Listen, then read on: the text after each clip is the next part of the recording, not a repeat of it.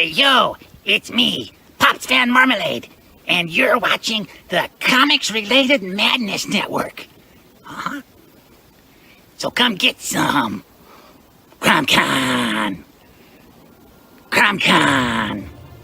Hey, we want to shout out to our sponsors, Daytona Beach Comic Con. If you are a fan of comic books, if you're a fan of comic book conventions, and if you like meeting comic book creators and getting comics and comic-related stuff, then you need to make your plans to attend Daytona Beach Comic Con. This year's show is September 7th and 8th. Silverline will be there, so you should make your plans to be there too. We'll see you there.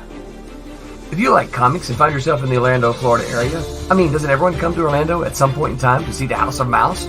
But when you're here, you need to make it a point to visit Coliseum of Comics, especially the one on East Colonial Drive. They carry Silverline comics, even a limited edition Coliseum of Comics version of our comics. So, when you go, be sure to ask for Silverline Comics and tell them we sent you. OCD stands for Orlando Collector Deviants. OCD, Steve and Trish. They're a family of geeks who promote geek things, particularly those around the Orlando, Florida area. They're big supporters of Silverline, and we think you should be supporters of theirs too. Go give them some love. If you are an independent comic book maker and you need to get your independent comics made, you need to look no further than Kablam Digital Printing. They print our books, and they do a bang-up job. They're not only trusted by Silverline, but many, many independent comic book makers. Head on over to kablam.com and see for yourself just how easy it is to have your comic printed by them. And tell them Silverline sent you. Hi, this is Tim TK, host of That Silverline Show on Tuesday. Join us at 11 p.m. Eastern, 8 p.m. Pacific every Tuesday night as we discuss pop culture and the joys of making comics. Hi, I'm Barb Kelber, co-host of Silverline's Wednesday Wham. Join us each Wednesday night as we discuss comics, literature, movies, and anything else that may catch our attention. I'm Roland Mann, and I host Silverline's Silver Sunday. Join me every Sunday at 8 p.m. Eastern as we make mine Silverline.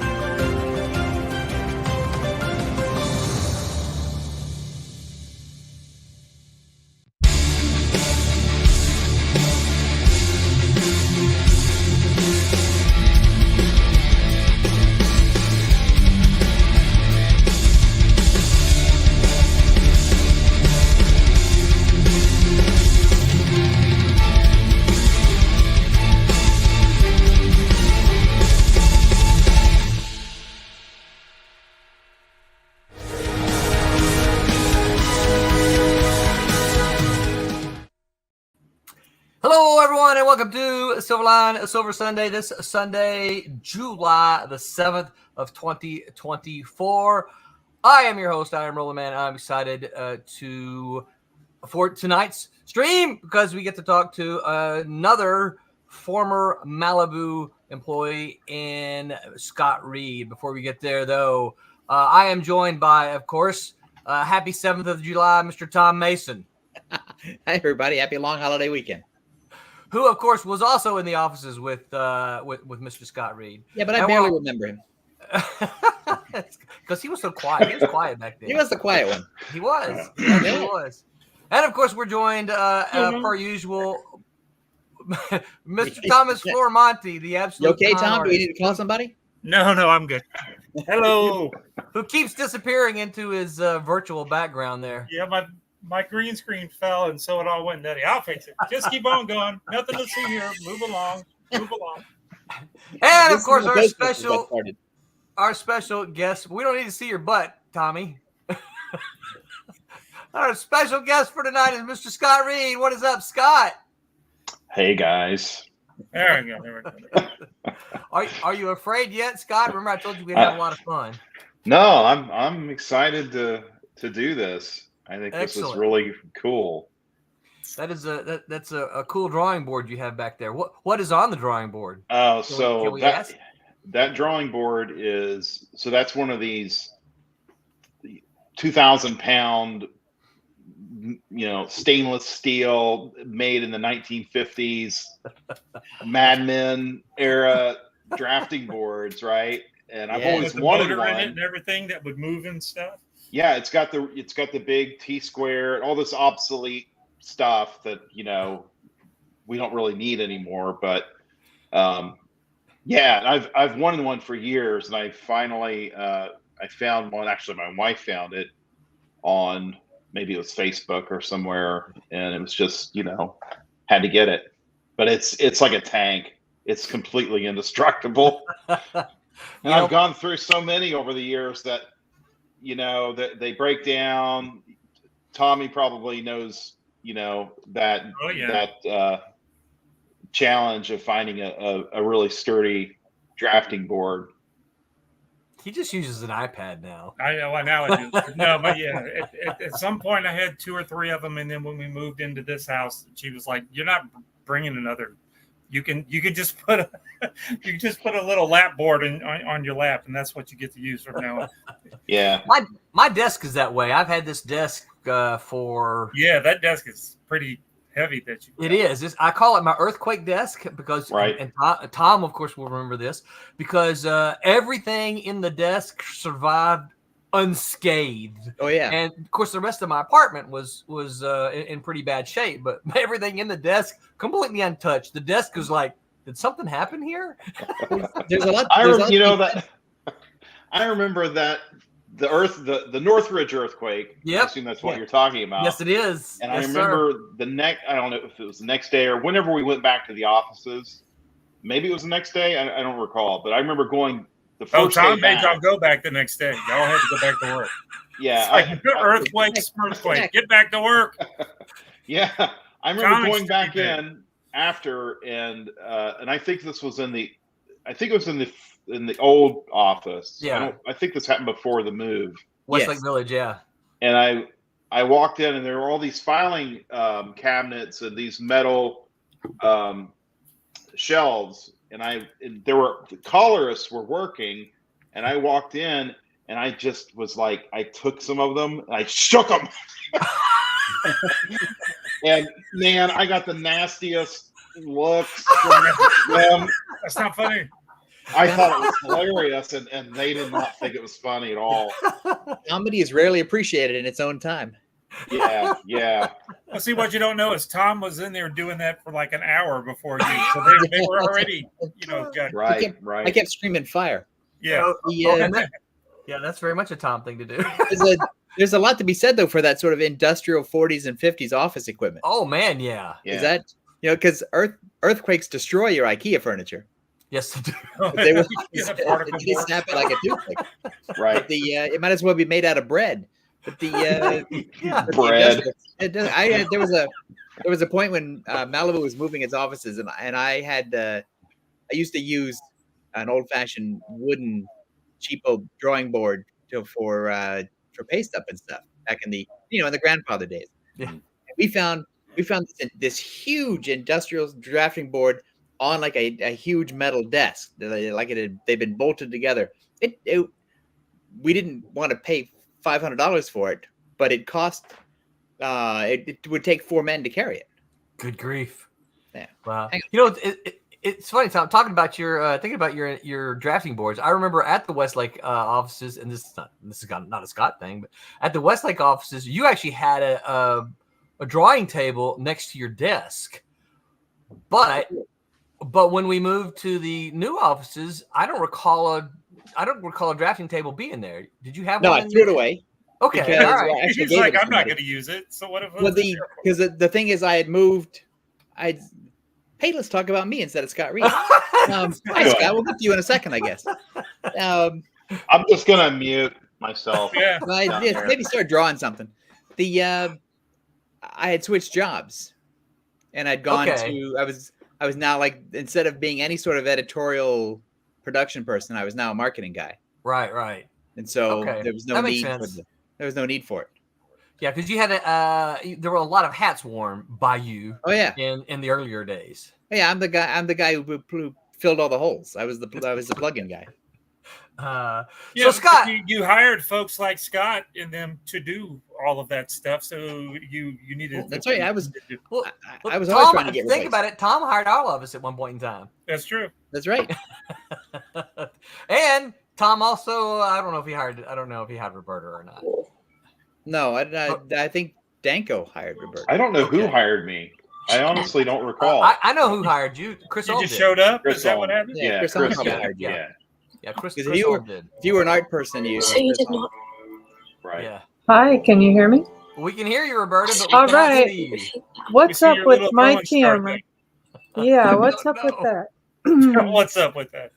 I don't think you technically reported to Chris Holm. I don't think he was your. No. He actually reported to me very, very early because in the that didn't last very long. For But obvious reasons. for obvious reasons. I'm trying to get the logo off Hello. my There head. you are. Hi, I Roberta. want to put Hi. Hi, Scott. Roberta. So, what are your questions? I heard. No, we were just trying to figure out.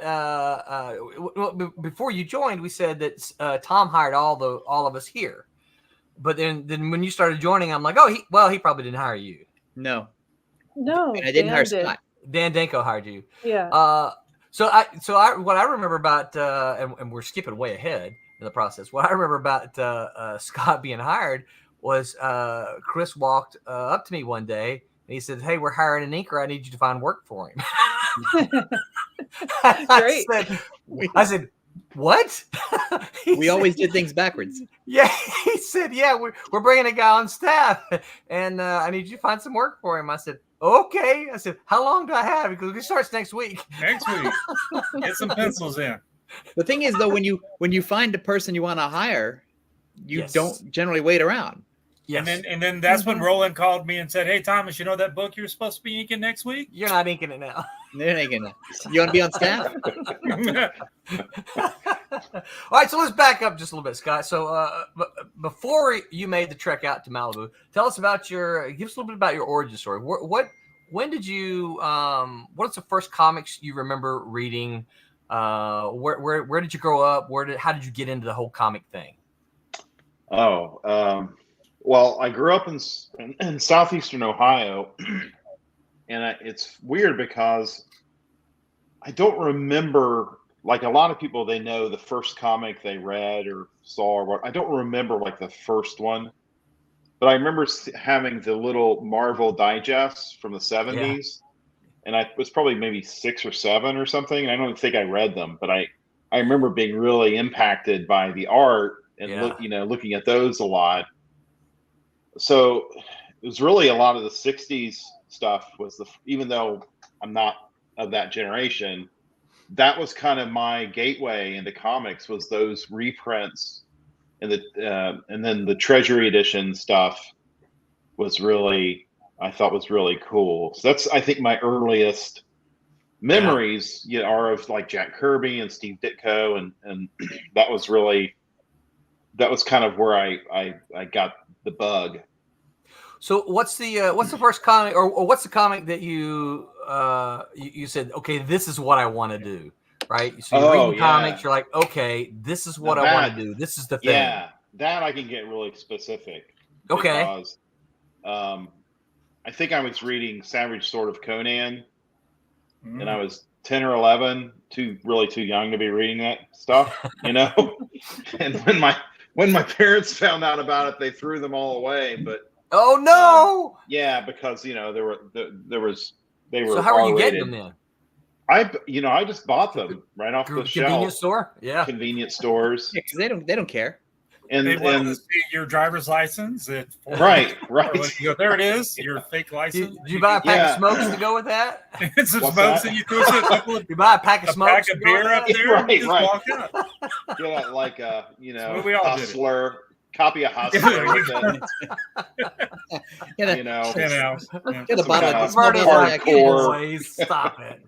No, you throw up the Hustler in the penthouse and stuff. They go, we can't sell you that. Here, take one of these comics. And then they sold you that. And a pack of cigarettes. Right. He didn't go into that. No, not cigarettes, cigars. Oh, yeah, cigars. Tipperillos. So, but yeah, specifically, it was like, I think seeing the John Byrne's Fantastic Four and starting to read that, and then that's when I started thinking that, people do this. This is, you know what I mean? You make that connection when you're a kid. There's actual people that draw and write these. It's not just comic fairies. Yeah, and then you start to kind of think, well, maybe this is something I could do. But I think when Dark Knight Returns came out, that was what sealed it for me. That was just like, for me, it was like, you hear stories about musicians who see the Beatles on the Ed Sullivan show, and they become, Tom Petty and people, they become these, that's their career. They pursue that once they saw the Beatles. For me, it was reading Dark Knight Returns issue 1 and just being like, oh, this is like, I've never seen anything like this. Yeah. And so that was that. From that point forward, that was sort of my path, I think. Well, so was this in like high school? Did you go to college to study art? I did. I went to art school in Pittsburgh. So I moved from Ohio. I grew up in Ohio and moved to Pittsburgh and went to art school there, the Art Institute. And that's where I went into graphic design, because that was it's more classical, more commercial art. Yeah, because steady money. I wanted to make comics. I wanted to make comics, but I knew even then that that may or may not work. So I need to figure out how to monetize this, and so I went into graphic design. Start building ads. Yeah. And the thing is, when I was in school, it was like this transitionary period in the field, because computers were just starting to kind of integrate into it. Right. And so like my computer design class was taught by a computer programmer who was not an artist, because there were none. There were no digital artists. And so this guy had this, thinly veiled disdain for artists, and he was not an art guy. He taught us, he would show you technically, here's how you do this and this and this. And I remember thinking, well, this is idiotic. There's nothing here that I can use on an Apple IIe computer. Mm-hmm. I can do it with my own hands better than any. So I wasn't into that, but that was why I went to school, was to become a graphic designer. So what's interesting is that Patrick Olaf and Tim Hamilton also went to the Art Institute of Pittsburgh. Really? Oh, really? Yeah. They came out of there. Retro, I see your question, Retro. We're going to hang on to that one for just a little bit. Let's take some time and get there. Go ahead, Scott. No, just so it was a weird period, because I learned the traditional tools, paste up and Letraset and Rubylith and creating ads by hand, and like I learned it. All these obsolete things that became obsolete What a in 2 or 3 years. was. Yeah. I don't know about you, but I feel like that's a benefit. I do. I do like too. Yeah. Haven't seen a lot of the generation that's come up without any of that, and then like look at what they're doing and looking like what you guys can do. Oh, I absolutely think it's a benefit. One of the things I think is most pressing about, your ability to make quick decisions on the computer and then undo it and then do it differently is it takes away the very initial concept that I thought I spent an awful lot of time on in school. Like if you had to pick out your Letraset and it was like, I don't know, $30 at the store in your font, exactly what size you need. Where you're putting it, and you can't really unplace it once you burnish it down. Right. So, I mean, you're really committing. And so the thought process in the planning stage is so much more valuable. That's an excellent point. And it's totally true, that you have to really make take time to make these important decisions as an artist right at the beginning. Whereas now, you can blow through, 5 or 6 mock-ups digitally, or you don't do any mock-ups. A lot of designers, they'll just design you just go right into it. Right. Also, it's crappy too, because the client sometimes goes, "Well, you can just do it on a computer. You just do change it. Exactly. Give me another look. Give me 10 easy. But I would say this: you guys can do that because you have years of experience doing it, right? So you don't have to do necessarily the drafts, because you've kind of been through all of them in your head in the past before. So So, I would say that's an advantage that you have that a younger artist wouldn't have.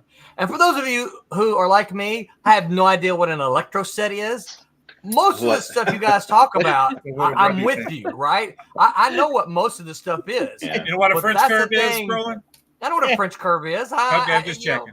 I did paste ups and stuff way back when, but I have no idea what an electro set is. So what the heck is that? The Electra set. Electra set. So like Electra? No, the font houses would put out. Yeah. The font houses would put out a sheet of transfer type in about 5 or 6 different points in every letter and number. And you would have to individually line up and rub them off. Oh, yeah. Okay. I got you now. Yeah. I didn't know So you'd end up with those sheets that would have missing letters, and you would go, yes, dang, I don't have another L. Right. I guess it's going to be an upside down one, I guess. That's right. Because if you're doing it late at night, the store's closed. Where are you going to get another L? That's right. Yeah. So, all right. So from school, where did you go? Where did you go from there? How did you go from school into It's comics? like the Zipatone stuff, Roland. It is, Great. Except for it's rub-on rather than I just gave Tommy 60 sheets of Zipatone. Yeah, a bunch. I moved, right? So I found a whole bunch of them, a big stack of them. And I said, wow. Hey Tommy, you want this Zipatone? There's a big sub market for that. There is. Yeah. I could have I could have gone on eBay and sold it all. No, I did, and I bought an e-bike. Yeah, I gave it to you and you sold it. You flipper, you. He's an entrepreneur. So Scott, first comic. What was your first comic? How did you get into working in comics? Well, it was during art school. And I don't remember exactly how I got in touch with this publisher. I was sending samples out in art school because I wanted to make comics. I wanted to work in comics. So I was sort of hedging my bets, right? I was developing my graphic design portfolio, but I was also trying to break in. And there was a publisher called Silverwolf who I remember them. They're, I guess, fairly well known for a black and white, 80s independent publisher for a while. And I don't remember how I got in touch with them, but anyway, they hired me to ink a book, and that book was penciled by Shane White, because Shane White, who is also a comic book artist, he and I were college roommates, and so we were both kind of trying to get into comics. Right. Maybe he got it. Maybe he landed the thing with them. I don't know. Yeah. But anyway, he was penciling it, I was inking it, and so my first published comic work was a book called Eradicators. Oh yeah. And Silverwolf had changed their name to Greater Mercury Comics. Oh around yeah. that time. And so that was my first published work, and that was during art school. I think it was right before I graduated.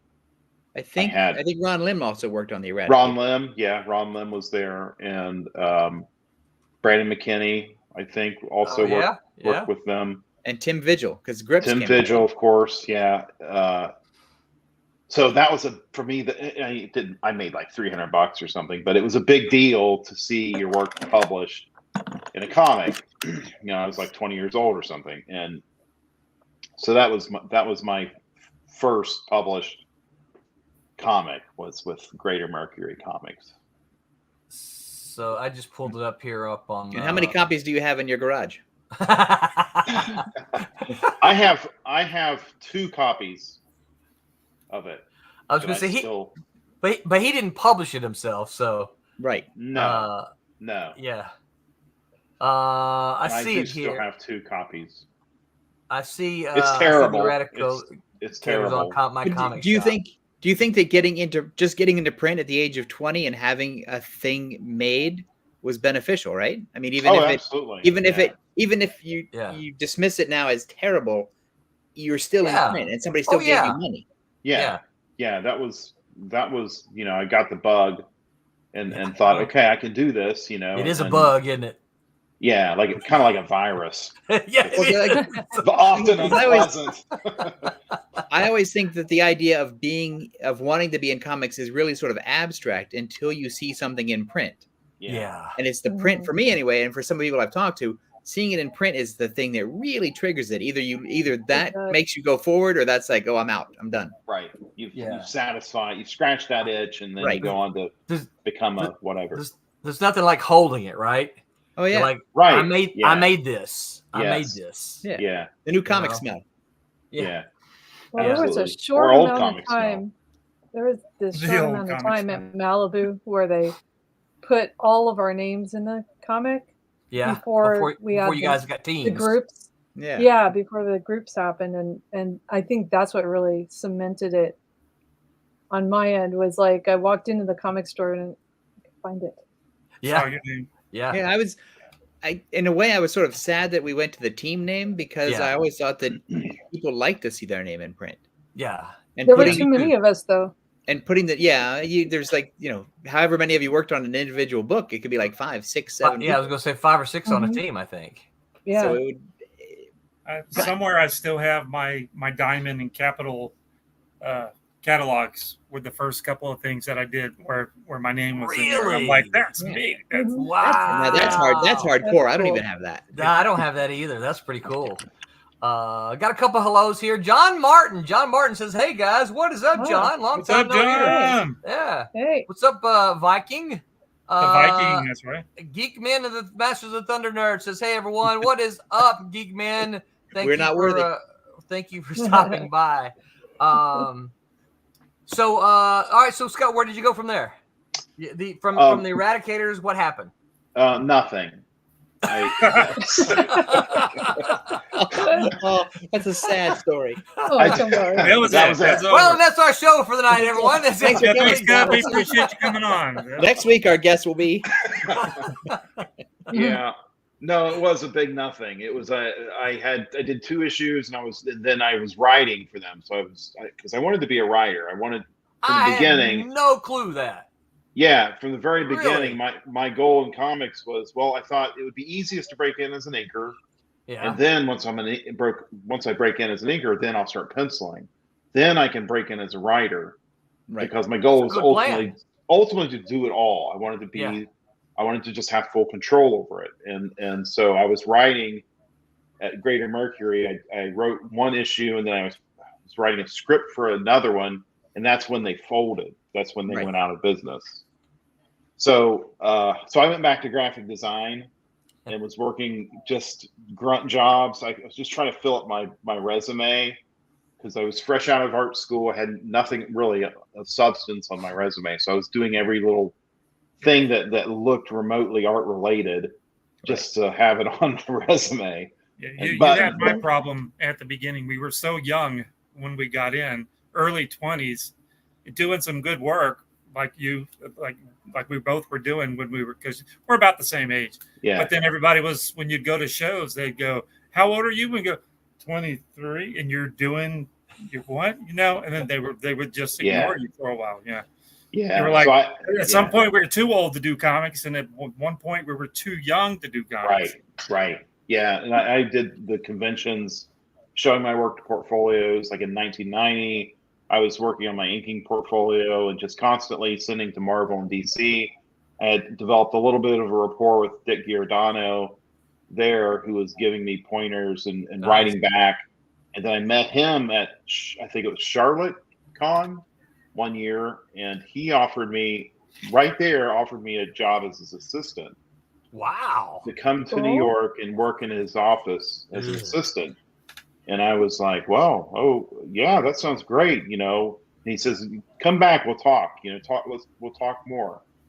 And so that evening, he was at the bar, sitting at the bar alone. I thought, Dick Giordano, I'm going to go up. He's already basically given me a job. And I walked up and sat next to him. I said, "Hey, I'm all of like 20 or 21 or something. How's it going? And thanks for, looking at my work and stuff." He just sat there with his drink and just kind of, did not talk to me. And I was like, "What the hell?" what you know, What did I do? you know what you know what I mean? Yeah. Like what's going, so I just kind of like slowly backed away. Like How many of these did you like drink? Homer Simpson going into the shrubbery, Yeah, Mhm. yeah. and I learned later that he was deaf in one ear, So he didn't even hear and you. Wow. so he couldn't hear anything I was saying, and so he acknowledged me and nodded, and that was the extent of it, and that was it. Well, you thought that was a no, and then you just let it be, right? Yeah, what can Wow. you do? I know. Yeah. But that was like my story. Like I would go to Chicago Con, I would talk to editors, I would show my work, I'd get feedback. Sometimes it was positive. Yeah. I met John Byrne at Mid Ohio Con and showed him my work, and I was a huge fan of John. I still am a huge fan of John Byrne, and so it was real. I was super nervous showing him my inking portfolio. And he looked at it quietly, and then he said, "Oh, this is better than a lot of my inkers. This is Really? or as good. That's Yeah. great. And so that, because at that time I was really kind of like getting really discouraged and felt Yeah. like I'm done. I'm just, what am I doing?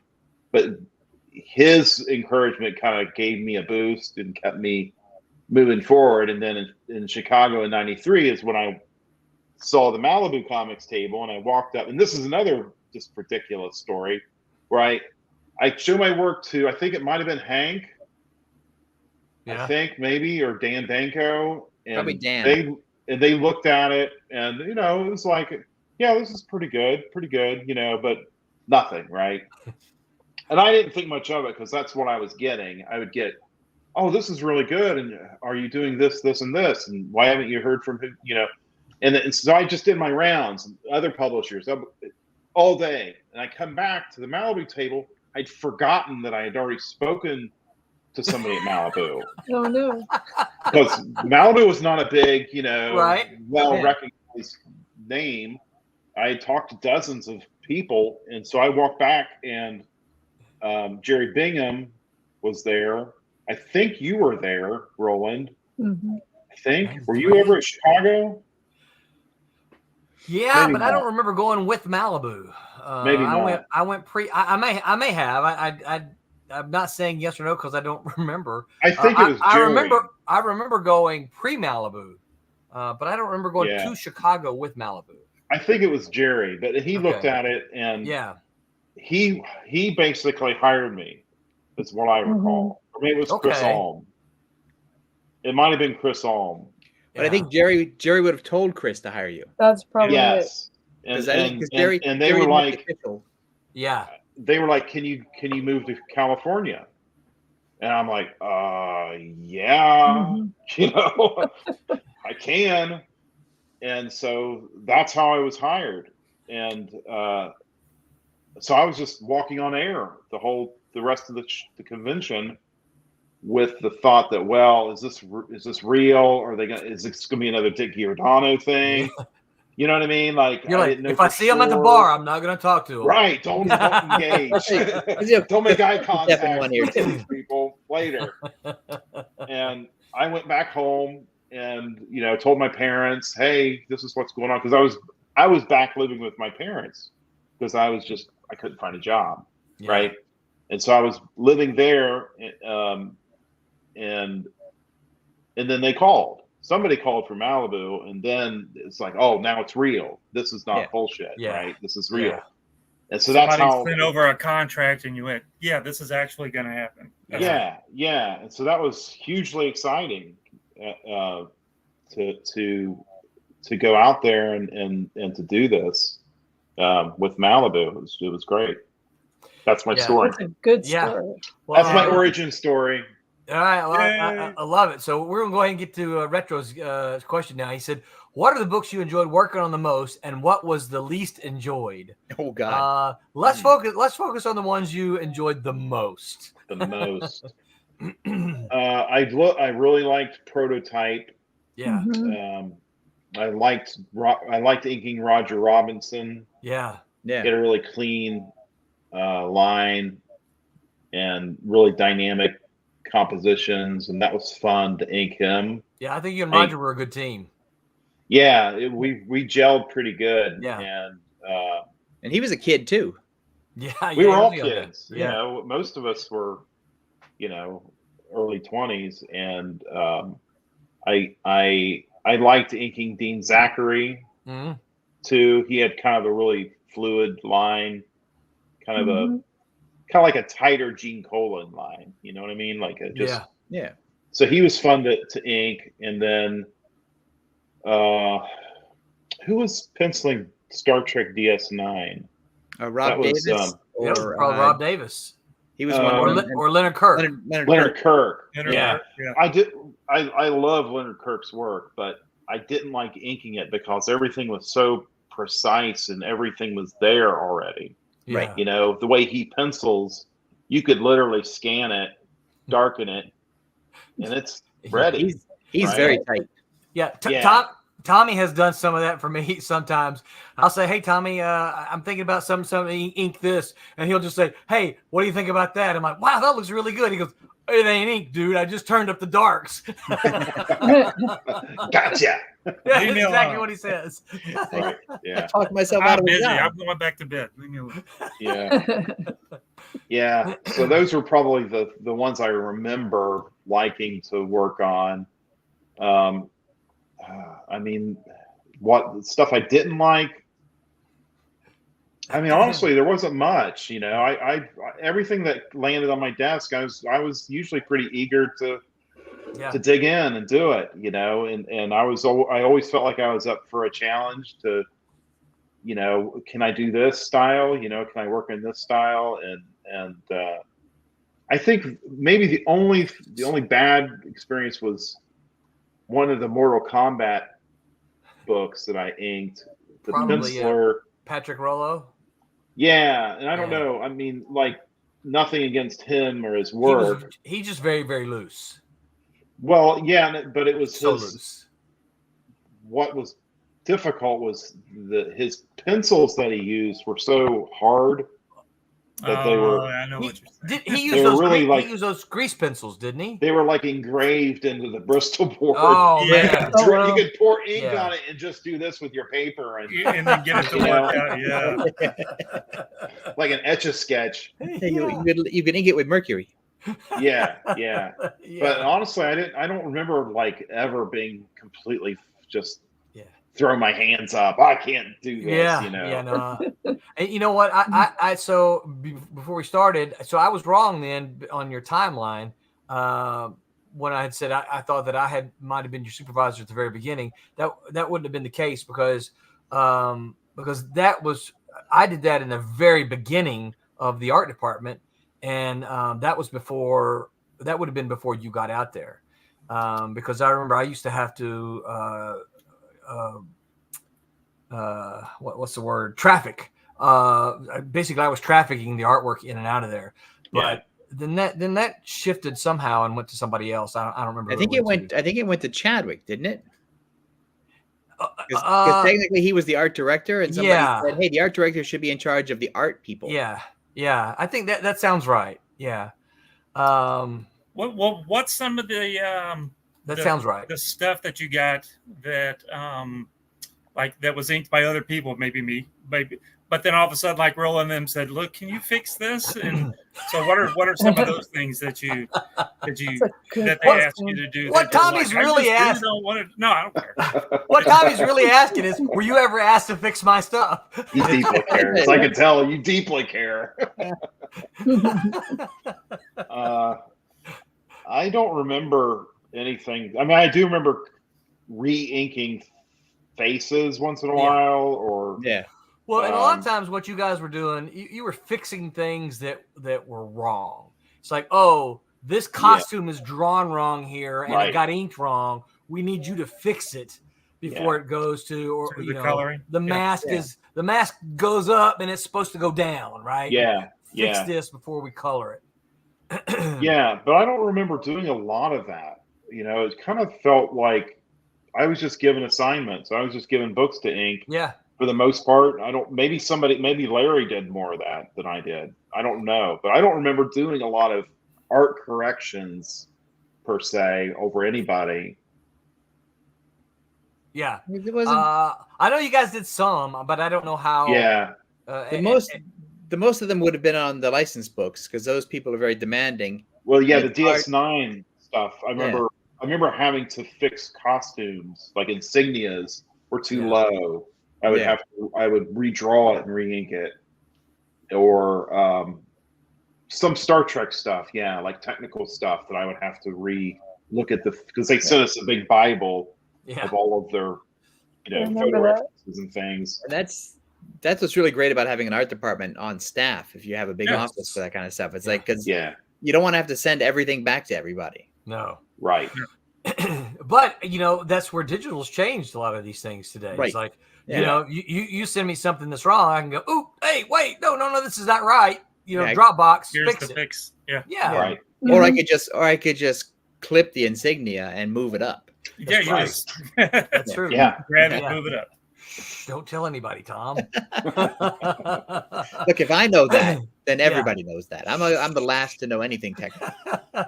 Well, what's funny is a book I'm working on right now is it's supposed to look like it was created in 1986, and my goal, and this is a sequel to the first book that I did, which is set in 1984, and it's very retro. It looks from that period, but I drew it all digitally. And this time I thought, you know what, I'm going hardcore. I'm going old school all the way. I'm going to pencil and ink it traditionally. I'm going to use Zipatone. I'm going to find it or make it. I'm going to not hand letter it. I didn't want to, because that's just to go that Maybe hard. that's too far. But I was going to paste down the lettering, the balloons, and have original art that looked literally like it was from 1986, and scan that art and then color it, whatever. Yeah. And I started that, and I got 2 pages in.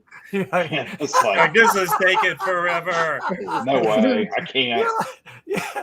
You're like, there's a reason we have computers. Yeah. So I went. Did you also turn out the lights and draw by candle? Yeah. Right. Yeah. And then I bought an iPad Pro recently, like when I started it, and then now I'm doing it all digitally. I'm just like, Right. It looks old school. Yeah. It's going to look really, like legitimately from that period, but there's hands down no competition with it. Well, and that's what I say. In the hands of a skilled artist like you guys, you can do it and no one will know. You can do it and no one will know. In the printed book, right? Once it's printed, you're looking at the printed comic. No one's going to know whether you did it digitally or whether you did it, traditionally or not. The process makes a good story to talk about, but the work still looks the same. Yeah. Yeah. Yeah. And ultimately, an interesting conversation. I can tell. Yeah. Well, but I that's can tell. you, I can tell Roberta. too. Oh, well, anytime I look at it.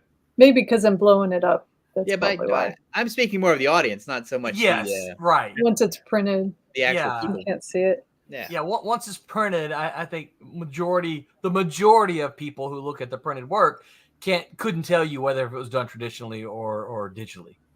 I say. Retro says when one of those folks I'm just being they're ornery. giving you that was this done traditional or digital, and then I can show them 2 pages. It's a long weekend. Pick which one's digital, pick which one's traditional, and they can't tell. Yeah. And you go, good, you don't need to know. That's right. Yeah. Retro says Hardcase, Prototype, and Prime were my favorite books back in the day. They got me back into comics after a few years, stopped reading comics. That's great to hear, Retro. So stoked to hear that. And hopefully you're back reading or you're still reading. And if not, you need to give Silverline a chance right there. We're doing that. We've got the same kind of spirit and energy that Malibu had back in the day. Oh yeah, stop talking about yourself. I'm interested in Scott's book. When is? Yep. Well, hold on. Hold on, we're getting there. David A. Gutierrez, what's up, David? Thank you for hanging out with us tonight. So something I've always been curious about: how does an inker develop their own style while remaining true to the penciler's work? That's a great question. Well, yeah, for me, I don't really ink other pencilers anymore. I haven't done that in a long time. But when I was inking other pencilers, I try to just stay true to the intent, to their intentions. where things get tricky is sometimes pencilers don't determine light sources, Right. or things are flat, and then I have to make a decision. All right, well, I gotta do something with this, and that's where your own style kind of comes into play a little bit. And a lot of the times it depends on the penciler. Some pencilers are really loose, and then I can really inject my style into it more. So it really depends on the penciler, I think, that's my answer to that. So you left Malibu before it all fell apart. I did, yeah. What did you do? What was the story there? Where did you go from being an employee at Malibu to what was next? So I was there when Marvel came in and bought the company. I was there, and I was pretty excited about it. Fell apart. That was What the exciting is part. When I left, everybody was like, "Shh, what are we gonna do?" Scott's gone. We gotta remember that guy in the art department that doesn't say a whole lot, and inks all the time. He left. Mm-hmm. We didn't Scott's realize writing on the wall. Let's get out of here. Run for the hills. Yeah, I got an offer to ink a book at Dark Horse Comics, and I just felt like, well, this is an opportunity. I may not get it again. If I'm going to leave Malibu, this would possibly be an upwards trajectory for me career-wise. Yeah. And so that was why I left. I don't know if it was also because I saw the writing on the wall. I'm not sure I did entirely. Yeah. Do you remember having a conversation with me before you left? The one Roland's like, everything's gonna be fine. No. Yeah, I do remember you. I remember talking to you right after it happened, and you were super stoked. Like I was excited too. Yeah, you were like really. No. My question is, do you remember having a conversation with me about the Dark Horse thing? Vaguely. I think I did. I think I did tell you honestly, I don't know what to do, and Well, your question to me, which I still remember, and I don't remember the exact words, but your question to me was like, if I take this job, are you going to stop giving me work? And I remember that because you were concerned. Right. I mean, and I get it, but you were concerned, man, look, I've got this opportunity, but I'm really enjoying, I think you were still working on Prototype at the time, but I'm really enjoying Prototype. And if I go, are you going to fire me off of Prototype? And I'm like, well, I got no reason to. So as far as I'm concerned, that was our conversation. I said, as far as I'm concerned, this looks like a great opportunity because if you can do both books, there's no reason you can't do both books. Right. Yeah. Yeah. This isn't Marvel. We don't. Did I do both books? Did that happen? Well, as far as I know, for a while you did. Yeah. But if you recall, Prototype was one of the early on the chopping block. Right. Yeah. That's how I left. Was I remember Jerry Bingham coming into the office, into the art department right after the announcement, and just telling us, "Say, well, boys, get your portfolios ready." Mm-hmm. And I remember that, and I was like, "What?"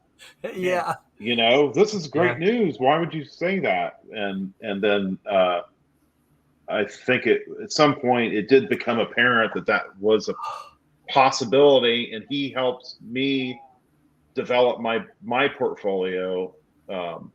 Everybody in the art department who was doing it, to try to get ready. You know. Yeah. David says, RIP Hostile Takeover. I still argue there are two books that I had a hand in as editor at Malibu that I really, really, really wish would have seen the light of day. One of those was Hostile Takeover. I just thought that was probably one of the best Prototype books in existence, and I remember making Tom mad. Tom, we got to do Hostile. Tom, Roland, shut up. And then the other one was Tommy worked on. It was Pitch Bird Sludge. the Mitch Bird Sludge book. Oh, Oh my was- gosh, that thing looks so good. I was so happy. I was so proud of that book. It looks so good. And neither one of those saw the light of day, and it's one of my great regrets to this day. Which is It's funny finally and drawing stupid. something that he really likes to draw. Weird Because stuff. once you have the books done, that's the investment. Yeah. The cost to print is really nothing, and the cost to distribute is really nothing, and you stand a chance of at least breaking even. Yes. You should just ship them out the door. If it was done, yeah. Not the way it works. And they get Because rid even of with the it. sludge thing, Barry had finished doing the color designs, didn't he?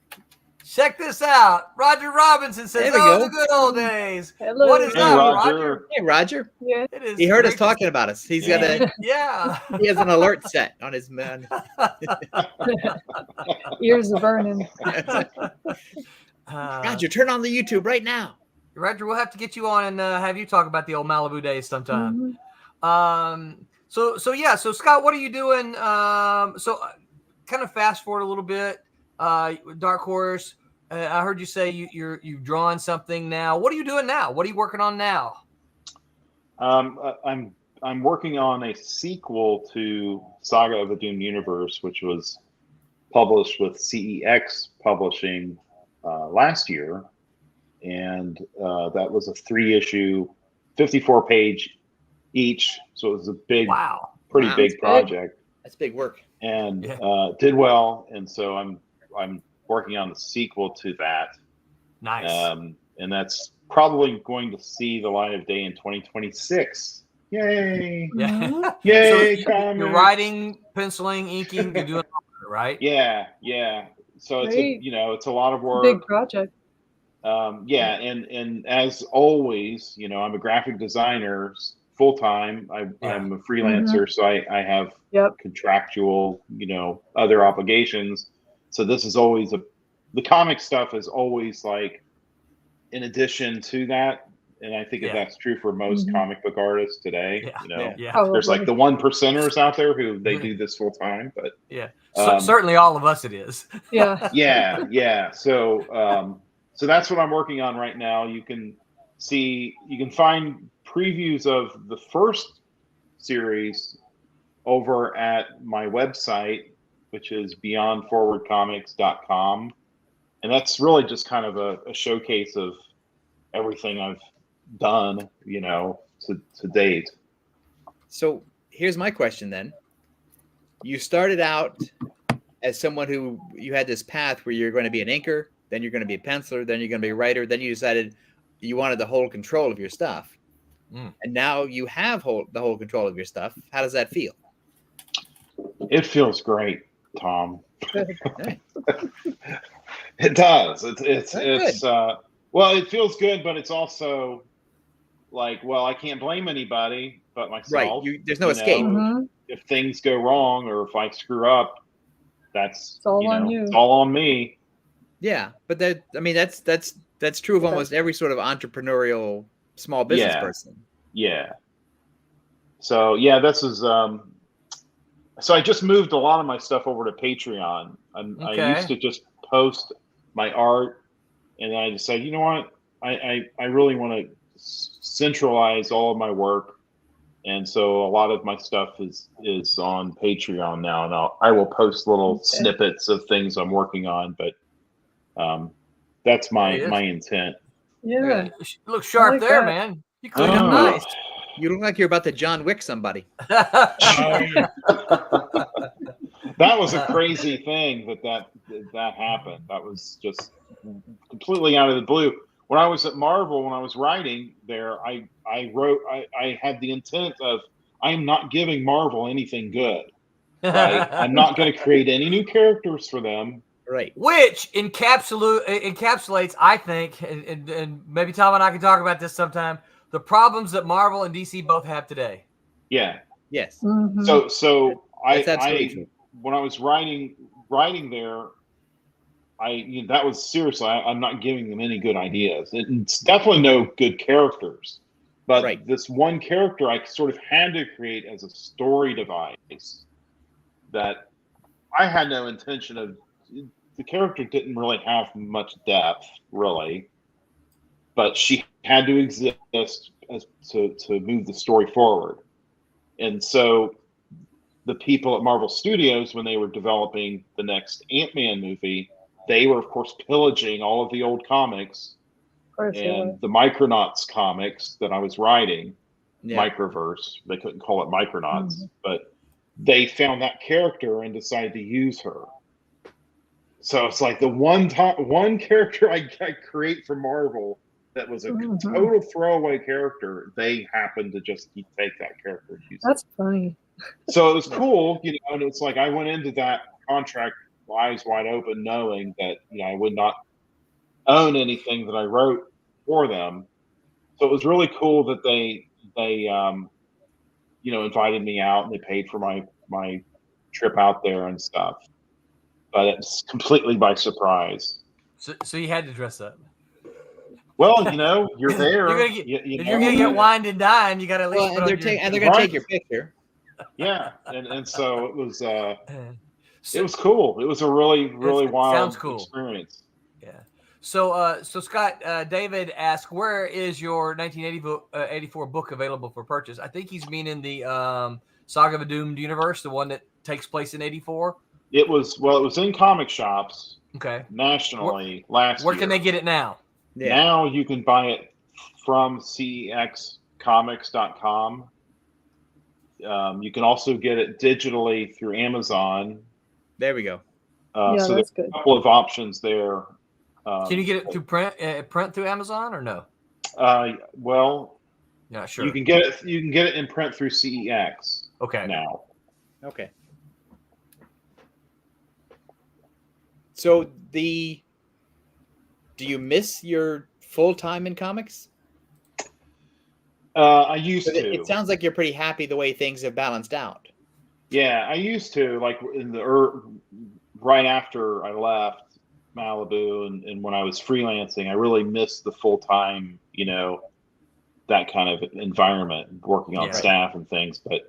But in the last few years, I love being a graphic designer. I'm a graphic designer and a web designer, and I'm really passionate about that aspect of what I do. Right. So it doesn't feel like it's work, even though it is. Right. And just like with comics, it doesn't feel like it's work, even though it is. Yeah. And so it's kind of good mentally for me to juggle those two. I think if I did comics all the time, I don't know, if I would be happy doing that. There's so much heartbreak in comics. Well, it is. Yeah, it is. You're right. Yeah. But I also, again, this is just for me because I like to make this show about myself as much as possible. Sure. Is that I find that when I'm doing something else that isn't comics, I want to get back to comics. Yeah. Yeah. But I also find new things. Yeah. Like I learned something new. Go, oh, I can't wait to write about that. Or I hear something, or there's something about having another job that makes comic books more fun. Yeah, makes sense. Yeah, I think there's truth to that for sure. Because I don't know if Roland feels the same way, but when I was working in comics full time on staff, mostly we were management people. Yeah, not creative people. And I really wanted to be creative people. Yeah. Yeah. Yeah. And the other thing is you found that you spent your whole day, right?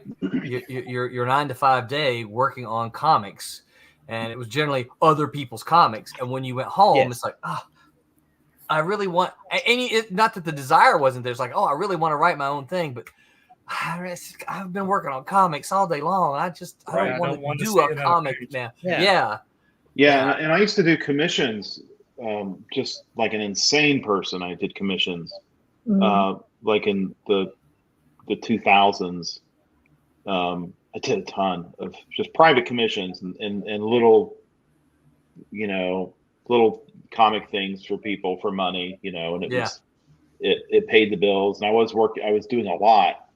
But I don't do that. I haven't done that in many years, just because it's just tremendously hard work. Yeah, I'd much rather at the end of the day, I'd much rather do my own work, my own books, and get the reward for that. Well, I think the thing you have to ask yourself, and I'm putting words in your mouth here, is that, you can do a commission like this and it's financially rewarding, but is it emotionally rewarding? Where you do your thing, that's emotionally rewarding. It may not be as financially rewarding as the commission. Right. But if you've got a job that takes care of you financially, then you're looking for, again, I'm putting words in your mouth, then you're looking for that emotional reward because you get the financial reward through your job. Yeah. I mean, if I do I call them personal works, and I will sell them, I'm got a Conan piece here that was penciled by Jack Kirby, and it's this like obscure Conan drawing by Jack Kirby I found online. And I was just like, oh, I got to ink this. Yeah. And so I printed it out on this giant 13 by 19 board, and I inked it and colored it. And man, it was fun, so much fun. And that was just like a little break for me. Between doing my own stuff, I like to take a break and just do something fun that's completely irrelevant. And then I can sell that. I can sell that. And call it a day. But I've already. But you did it for yourself. I've already enjoyed the process. Yeah, I can sell it. That's the best way to do it. That's what's funny is I love the idea of commissions, of getting a commission. Yeah. When the time comes, I can't think of what it is that I want the artist to draw. But when an artist like Thomas Derenick posts a bunch of stuff that he does online, and I bought one recently.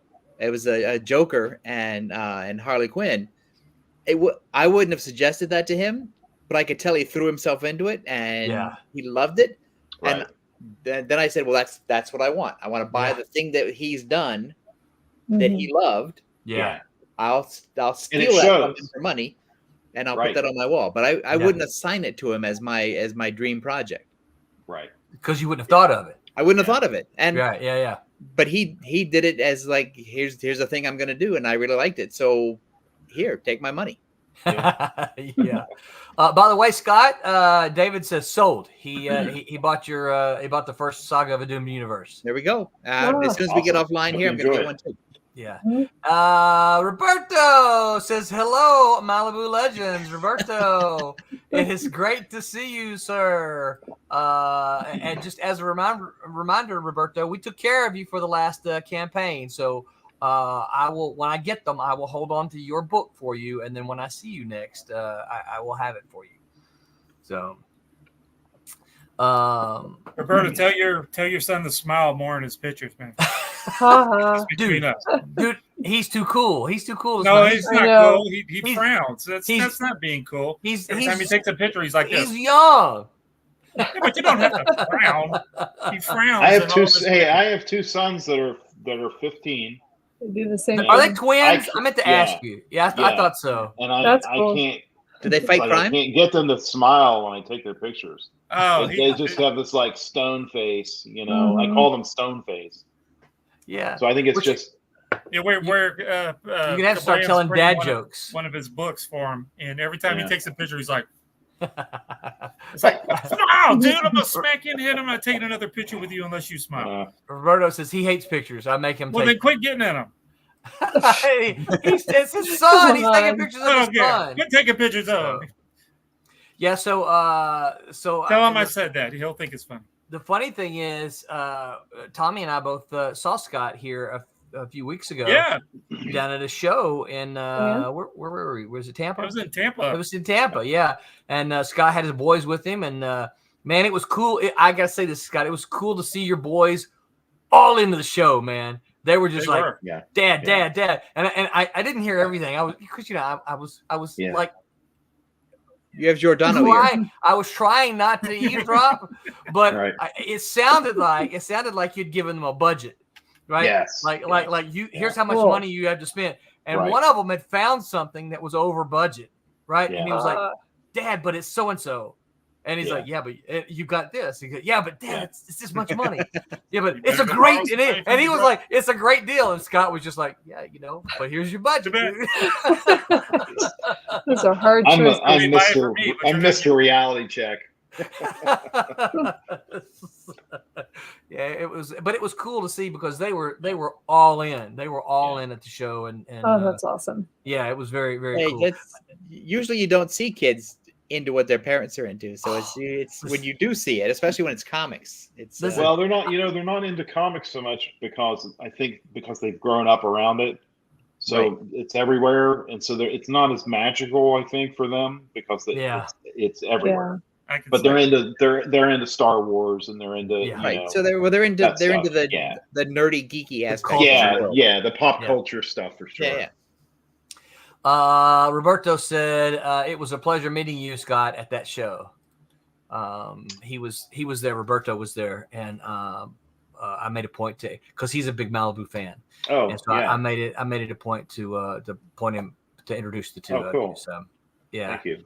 I think I don't know how he does it, but it's like every time Roberto sees me in a show, he has dug up something else finds the book for me to sign. He's like, "Hey, here, would you sign this?" I'm like, "I thought I've ever signed everything you've had already." Oh, I just had that in the back of a box, and I'm like, "Does he have a copy of the old ENF issue of Cat and Mouse?"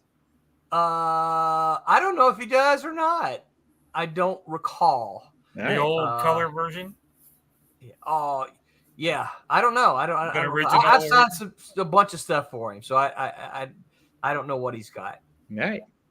I still have a lot of my comp copies from Malibu. I saw you open, I think, one of the prototypes with these 20 virgin copies of prototype. Yeah, it was an unopened box of prototype, and I think it was an extra. I think somebody had it and didn't want it or something at the office. Oh. And I said, "Oh yeah, I'll take it." And I just have never opened it. I thought it'd be cool to just not open it. But then I said, I think maybe it was when COVID happened. I was like, you know what, the world might end. I'm gonna open these things. I'm gonna open this. I'm not gonna die with unopened comics. There you go. Roberto says he does have it. It's in storage. It's in storage. There you go. Cool. So what's the future look like for you as far as comics go? Right. So you got Saga of a Doomed Universe that you said would probably be out in 2026. Yeah. Yeah, and then of course I guess that's going to occupy your time for the foreseeable future. Yeah, I mean I'm that, and I've got I've just got little things here and there that I'm working on, but that's the main project. And then I've got a book called High Strangeness, which was my first graphic novel from 1998, 1999. And I am digitally restoring it because cool. The book was, I self-published it back then, and then I published it as a webcomic. And so it had some great reviews. It did well at the time. But I sold the original art. I never had good quality scans. Unfortunately, where I was living, I didn't have access to good scanners at the time, and so everything was scanned at 200 DPI. And oh no! And so it's like slightly just. It looks like Super Mario Brothers. Well, it's just not quite high res enough. Yeah. And I've tried to track the pages down to see who has them to maybe buy them back, but it's some dude in Germany, and I've never been able to get in touch with him. And well, you don't have to buy them; just see if they'll scan them for you. Yeah. Well, yeah, that was if I could have contacted him, I would. So anyway, when I bought the iPad Pro, I realized I could very efficiently just faithfully re-ink every line on the iPad Pro in high res, super high res, and I could finally get this book as properly publish it. And so that's a side project that I'm doing in addition to the other thing. Well, if you decide that you want to print it yourself, I recommend a printer for you. I use them all the time. He knows this. Okay. Yeah. Are those guys? I don't know who those guys are. Roberto said when the book comes out. Oh, here we go. When the book comes out, are you going to do appearances in support of it? Yeah, I mean, I do. I did C2E2 in 2023 in support of the first series. So I may do another big show when this book comes out, and then I did a couple of smaller signings at local comic shops. I don't do a lot of conventions anymore just because it's ridiculously expensive, and it's just not worth it, to do that. But having said that, I'll probably do at least maybe one big show in support of it. Now, you're in the, can I say geographically where you are? Do you care? No. Yeah, so, no, you don't care? Okay, I'm in a secret location because Okay. I am in the witness relocation program. Okay, all right. No, you can say where I'm in Florida. So Central Florida area. So there's so many shows in Florida. I don't know if you've noticed that or not. I know that Tommy and I talk a lot, and we tend to prefer the smaller shows over the bigger shows here. Yeah. Of course, one of our favorites is Daytona, but a lot of these smaller shows, it's not cost prohibitive. Where the last time we heard about MegaCon, it was like $50 a day just to park. Yeah, and that's just nuts. It's painful. Yeah, it's hard to keep earning that money back. It is. Yeah, you got to sell a lot of $15 graphic novels and $5 comics to make that. Yeah. So. Okay, we got another question, but I thought actually this is for Roberta. Roberta. Yeah. Roberto says, "Will you write in the future?" He goes, "I would love to see a story from you combined with your art. It would be awesome." Well, I haven't written, so I guess it's something that I would have to learn a little bit more about the structure of writing. But visually, I can tell stories. Yeah, I usually like to collaborate because of the fact that I feel like I'm stronger when I can bounce ideas off other people. Yeah. Some people are just like dynamos in their own mental vacuum, and that's not me. But absolutely. I'm in a mental vacuum, but I'm not a dynamo. I'd love to try it, though. Definitely. Thank you for the idea. Very cool, Roberto. All right, what else? You guys got any other questions for Scott? Okay, go ahead. Let me know. All right, so when I found out in the past month or so that Scott is also a mountain bike guy. So we need to hook up with Roland and Santos sometime here in the next once it cools off a little bit. I was going to say it's really hot right now. What you like biking? Right. I'm liking it as I'm getting better at it. I'm still in that stage where there's a lot of pain. Yeah. I feel you, man. No, you never get out of that. There's always just a lot of pain. I got in. My wife is really into it, and so cool. And so I'm so you can go. We can all go. I'm into it by default, right? Yeah. And we just got back from North Carolina. We mountain biked in the mountains. Oh, and excellent! We just got back yesterday, actually, and it just really kicked my ass. Ooh. But I did it, and so it was fun. Well, Santos we'll get together sometime and figure out a time that we can meet absolutely, or whatever. Yeah, we should. Yeah, I'm in. I'm out. I won't do it. Yeah. So do you have any arts department anecdotes, stories, funny memories, embarrassing stories on someone else that you want to tell? I got to ask that question. I asked that one at the very end, so most of them are. That's what I thought you were going to ask. No, I haven't got to that one yet. Geez, yeah. I mean, there was. Trying to think. I'm drawing a blank on the artist. The guy that did American Flag. Howard Chaykin. Howard Chaykin. I don't know why I just had a. brain seizure there. Yeah. Anyway, he was in the office. It's just don't worry about that. That's just you got a case of the OLD. Yes, Mm-hmm. right. So You he hit was too many trees while you were biking. yeah. That's not far from the truth. I No, fell I off know. I fell off my bike. That's not a lie. This That's. was in the I wasn't mountains. joking about that. I slid off my bike. I slid off and fell into the weeds and the brush, and 4 deer bolted out of the woods, just just fleeing in terror. Terror. So the Howard Chaykin.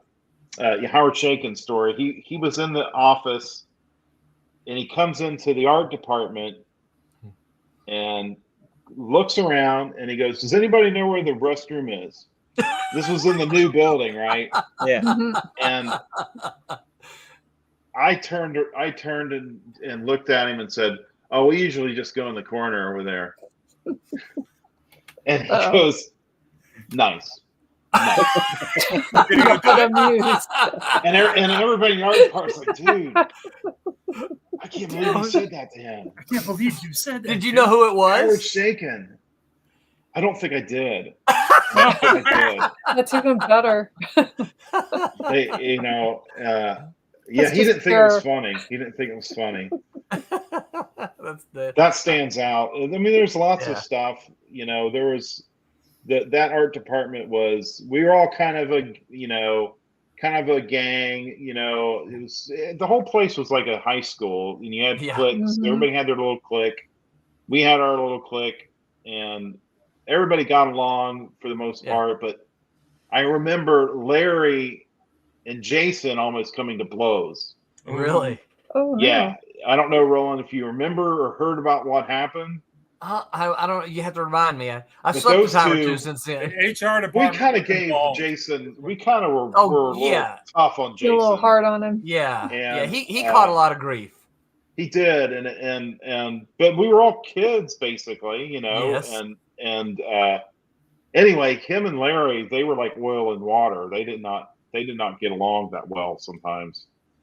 But you could say a lot. You could say a lot to Jason, but he had a breaking point. Limit. You don't cross the line. And I don't even remember what it was about, but yeah, they both stood up like they're just going to start fighting. Whoa! And I remember getting up, and Pat got up next to me, like we were going to have to we gotta stop get between them or something, or just sit back and watch. Sit back and watch, give them room to fight. So that was wow. No. Yeah, that was kind of Y'all started throwing money down. I don't remember It's something funny. like that. I'm guessing Tom can probably what's the word I'm looking for here? My OLD is kicking in now. Corroborate? You think? Well, get out to corroborate, but you know what I'm about to say. So, being not part of that department, being an editor, we were kind of always sort of off. Yeah. I heard stories from everybody, right? Yeah. I would hear obviously from you. Jason would come over and talk to me, and Larry would come over and talk to me. So I would kind of hear all of the stories, and I would just like. But it would remind me to work. It would remind me so much of high school because what you would hear would always sound like, "Oh, that can't be true." It's like, my cousin saw an alien over the weekend. It's like, no. Yeah. What are we paying you guys for? Get to work. Yeah, there was a disconnect too, I think, between some of the different departments.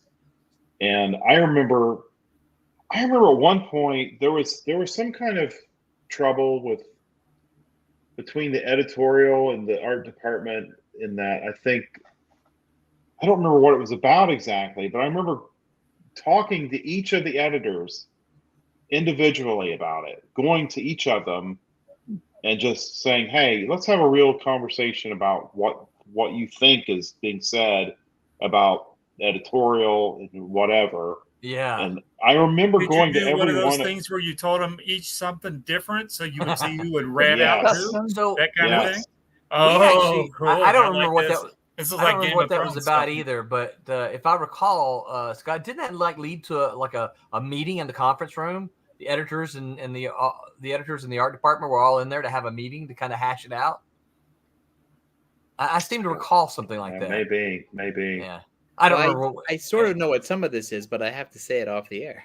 Yeah, okay. And all then right. And then there was, Yeah. So you know it's bad if yeah. Tom won't say it on Yeah. the air. 'Cause So- and I remember Tom there will was say a thing it, with you know, with anything. Rob Conti was, I don't know, people thought that he was trying to get the art department to go to Dark Horse Comics or something, and I remember there Wow. was a big hubbub about that, which wasn't true at all, Yeah. but there was something that some people thought that that was in the works, like we were all going to leave it, you know, en masse to Dark Horse.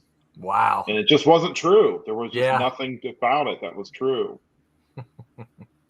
Roberto says, "You can do it, Roberta. If my teenage son does, you can do it. I believe in you." That's cool. It has to fit in with my day job.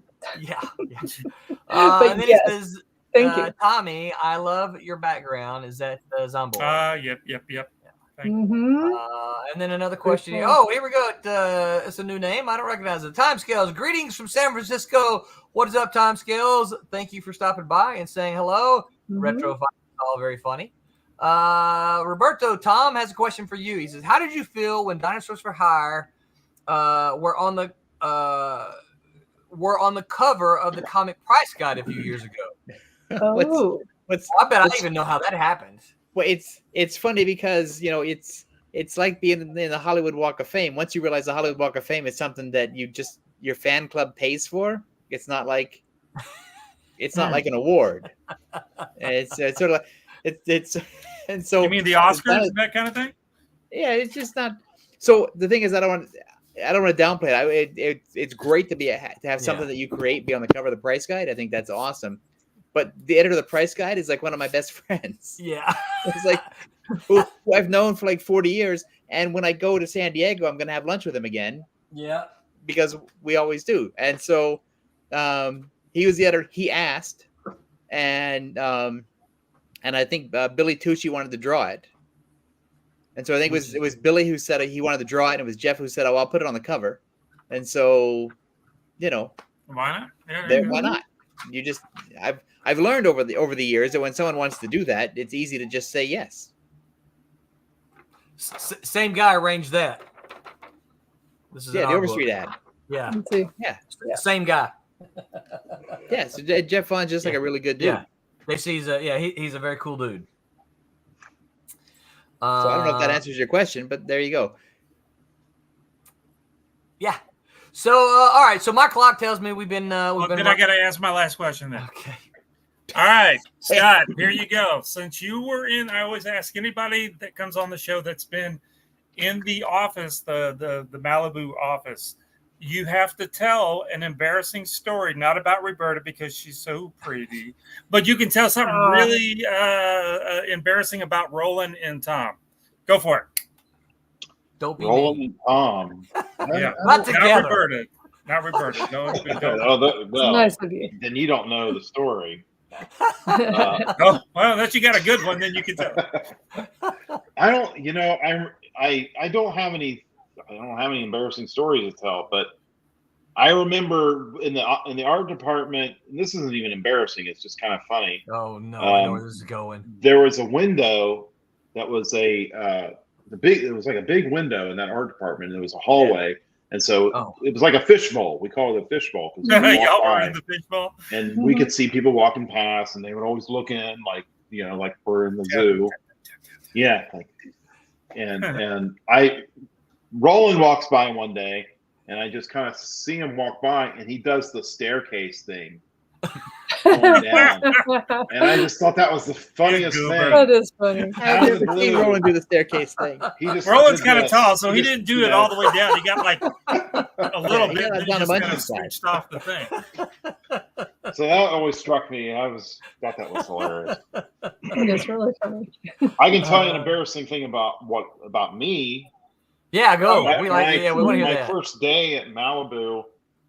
I think it was just I was going there to meet everybody.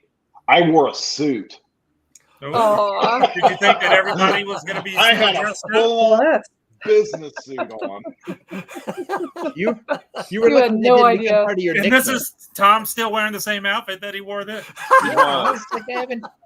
We look at Roland's wearing his official T-shirt or whatever. Is that what Roland was wearing? That's what Tom was wearing. We've talked about this before. Roland and I haven't changed. We found a look that we liked like 40 years ago. Yeah. We ain't, Shorts we and ain't flip wearing going flops. forward. Still wearing them. Yeah. Wasn't yeah, I was gonna say wasn't like half the people in Bermuda shorts.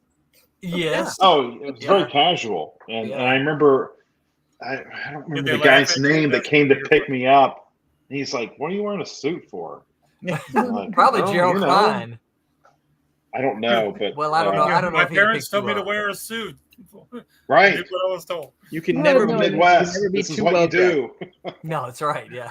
I'm from the Midwest. This is what you do. And Well, Yeah, what did you I wear wore the a next day? That's the important thing. Mhm. I still wore the suit. Oh, Every okay. day. All right. Yeah. Once you pay for it, you might as well wear it. Yeah. Yes, Yeah. that's true. Get your money worth. All right. Okay. Scott, you got anything to add before we sign off here? Nothing. Aw. Well, We already made him say too much. well, it has been a hoot hanging out with you, Scott. Thank you so much for giving us some of your time, letting us know some about your story and the Malibu stories. It's always welcome. fun to hear. And of course, because you're relatively local to me, I look forward to kind of seeing you, maybe riding bikes with you, seeing you some. This Tuesday, This Kickstarter will start going out, get printed this week, hopefully. Ooh. excellent. So that means if it's printed this week, it'll probably start going out the week after that. So That's Uh, exciting. It's got to go out in the next day, or start printing in the next day or two because I'm heading out of town. yes. All right. So on Tuesday, that Silverline show on Tuesday, they're gonna have a Divinity launch party. Divinity number 4 is finished, or 99% finished, and we're launching on Tuesday. Barb is going to join the crew on Tuesday night, and they're going to talk all about Divinity, and then they're going to launch at the end of that show. So you guys be sure and tune in on Tuesday for that.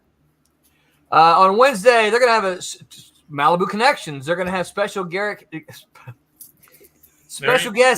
Derek Robinson.